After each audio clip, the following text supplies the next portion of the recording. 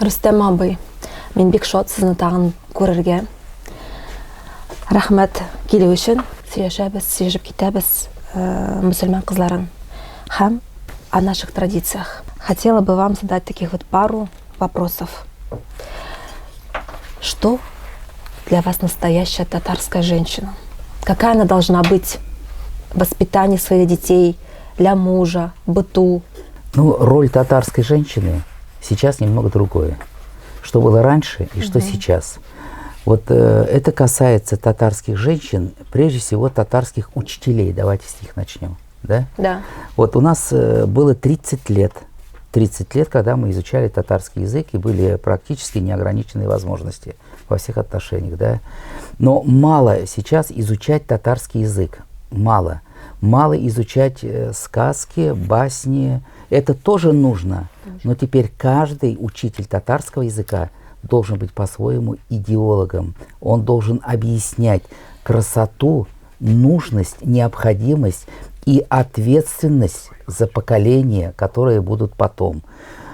Он должен объяснять, учитель, как этот татарский язык, с каким трудом до них дошел, и чтобы до них не остановился.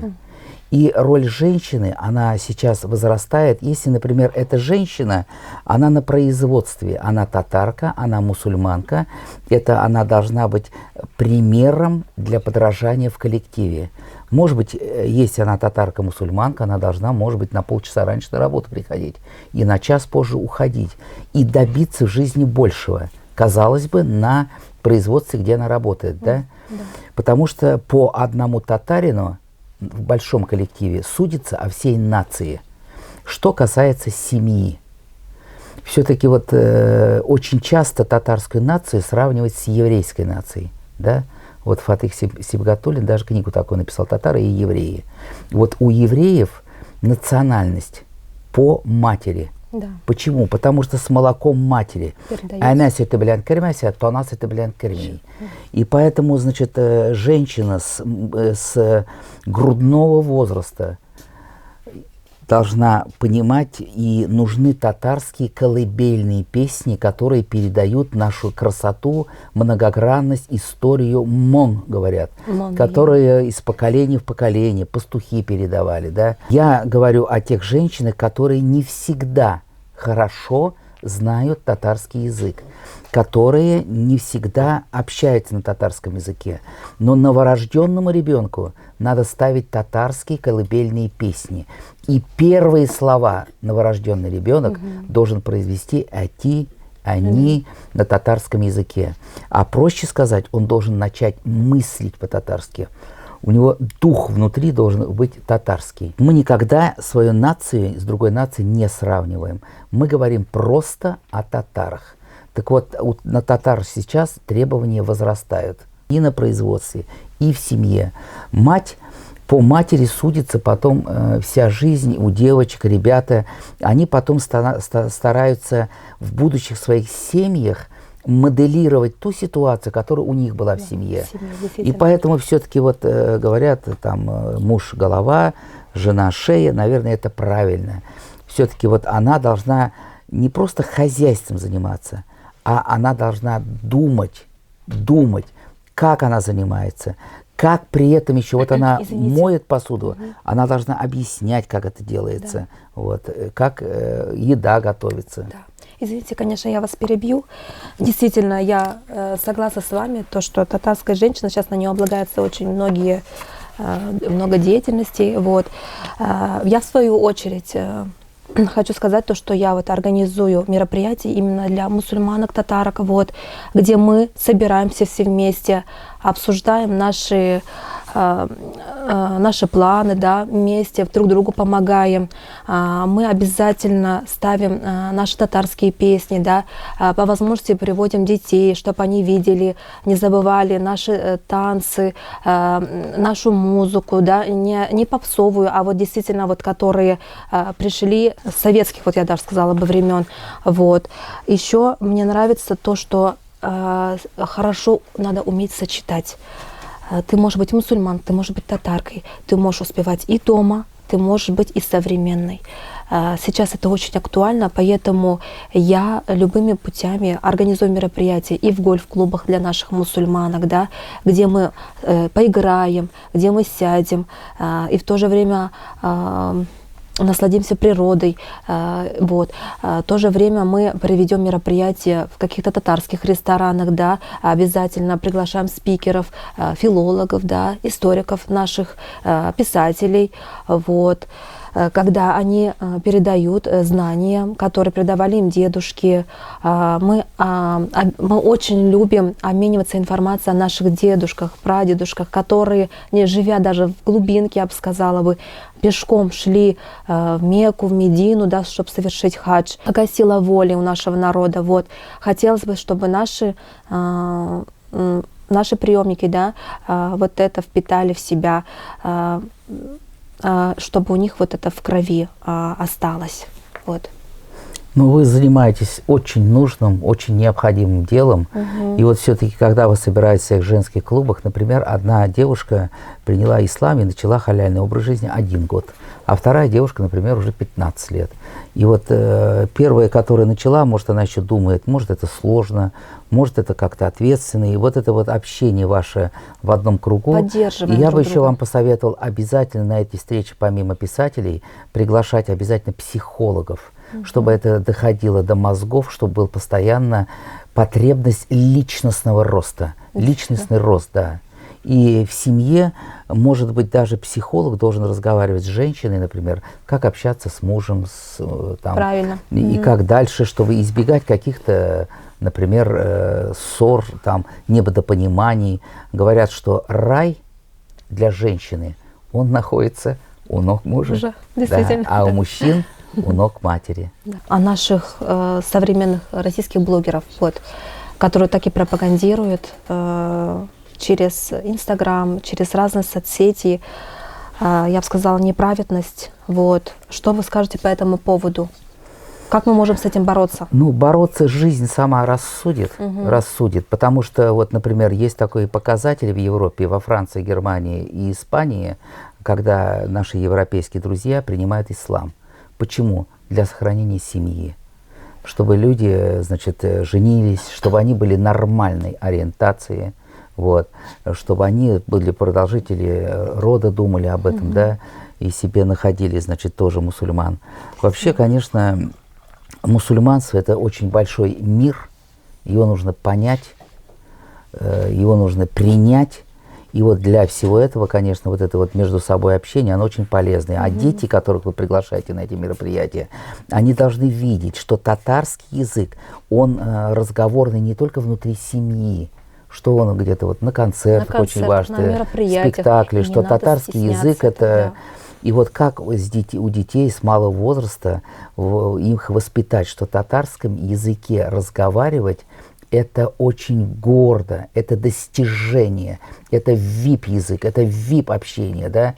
Чтобы они с гордостью, без стеснения в общественных местах спокойно общались на татарском языке.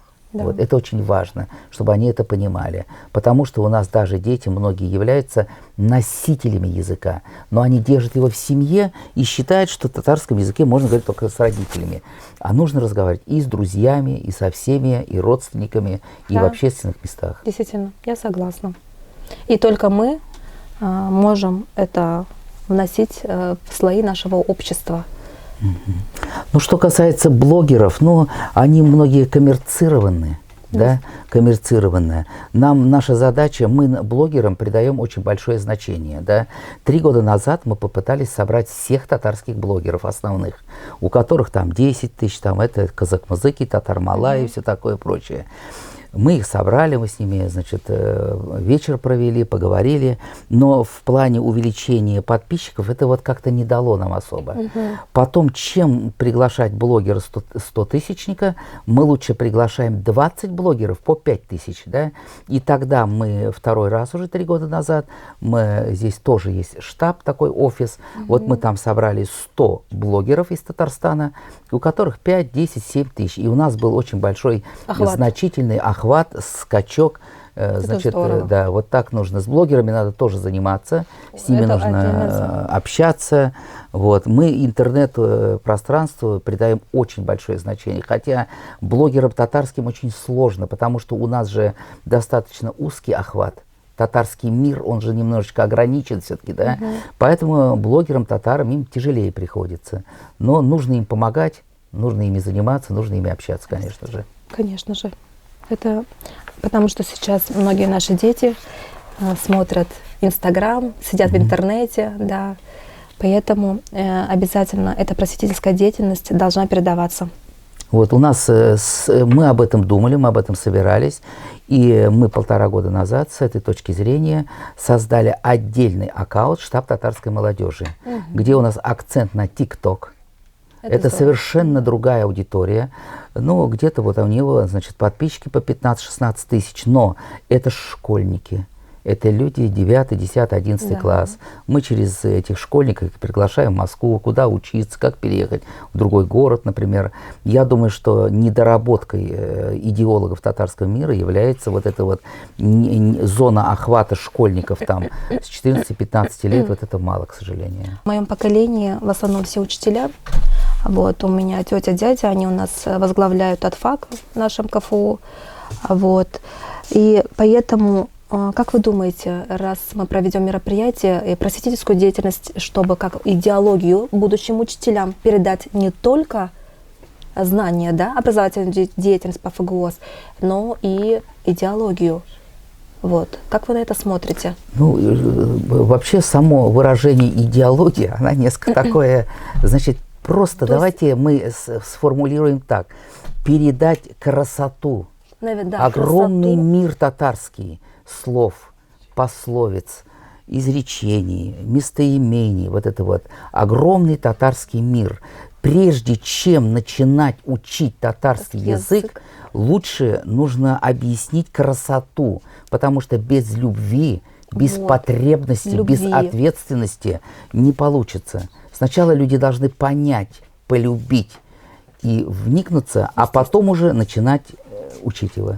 А, к сожалению, сейчас то, что мы имеем, наши учителя, они дают знания, а вот идеологию, красоту языка не все передают. Ну, у нас же, вот, например, получилось, вот у нас некоторые проблемы здесь с татарским языком, мы говорим, что это октябрь 2017 года, да, но ведь у нас остались без работы 3000 учителей в Татарстане, да, перепрофилироваться, и сейчас эта проблема есть, да. Я вижу эту проблему в каких-то акбаях.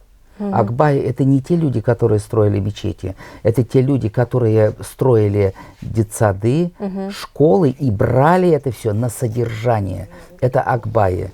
Я вижу в каком-то вот, надо больше привлекать бизнес, чтобы открывали частные школы, частные детсады, детские сады, частные ясли. Вот они есть в Казани, 2 или 3 детских сада, да.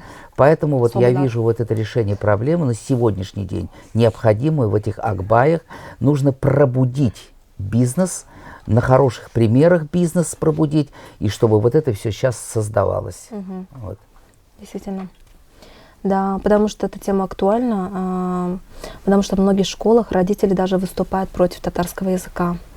Ну, это уже, значит, есть такие родители, которые выступают против. Ну, значит, это, вот как сказал наш, значит, президент, да, Рустем Нургалевич, у нас в большинстве случаев татарский язык, все это сейчас держится на энтузиастах. Значит, где-то энтузиасты не доработали с этими родителями не потому, что они не хотят, просто они не понимают, что это нужно изучать татарский язык. Это от непонимания и от недоработки идеологов нашего татарского мира. Я бы так это сформулировал. Если бы они были у нас в штабе, были бы они у нас раз 10, они бы так никогда не поступили. Вот. Поэтому нам нужно. Вам нужно побольше открывать штабы в Москве и в Казани. Да.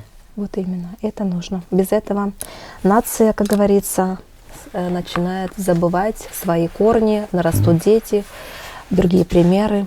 Да. А кто, если не мы, вот молодые поколения? Вот будут каждый этим на своем заниматься? месте, вы занимаетесь очень нужным, очень необходимым, своевременным делом, поэтому мы пожелаем вам удачи, терпения, железобетонных нервов и Обязательно. дальнейших успехов.